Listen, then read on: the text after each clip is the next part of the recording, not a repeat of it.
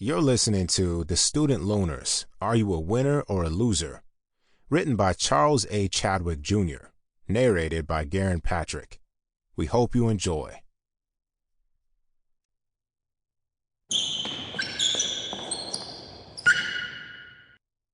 Introduction. Basketball isn't just a game. It's a mirror of life. Every pass, every shot, every setback tells a story. And just like in life, students today are battling tough opponents, student loans, financial pressure, and uncertain futures. I'm stepping in as your coach, not on the court, but in this game called life. But before we dive into the playbook, I want you to hear a powerful message from someone who taught me the value of discipline, grit, and perseverance. My former high school varsity coach, Tim Foster. Hello, I'm Tim Foster. As a retired high school principal and basketball coach, I've seen how sports shape lives far beyond the court. Success isn't just about talent. It's about resilience, grit, and the will to rise after every fall.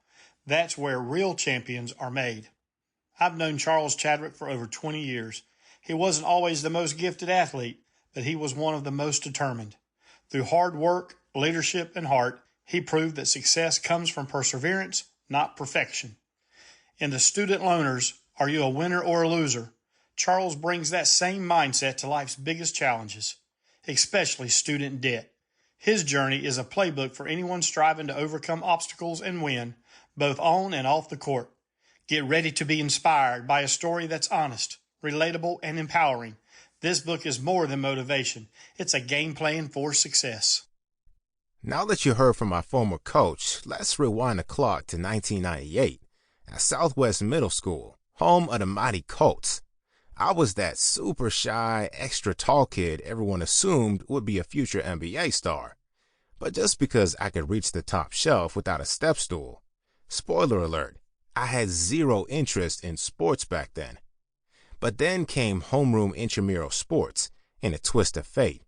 That's where I met Brad Smith, a guy who was about half my size, but carried the social energy of a homecoming king and the hustle of a squirrel on espresso.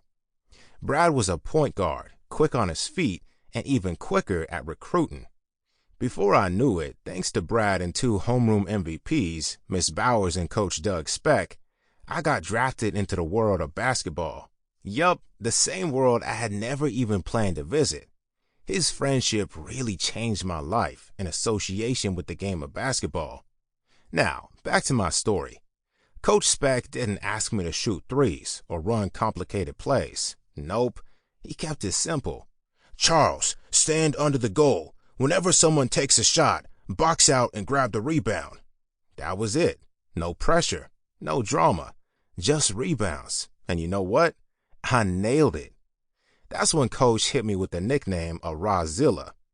Now, I had no idea who that was, but turns out it was a shout out to NBA legend Dennis Rodman, the king of defense and rebounding.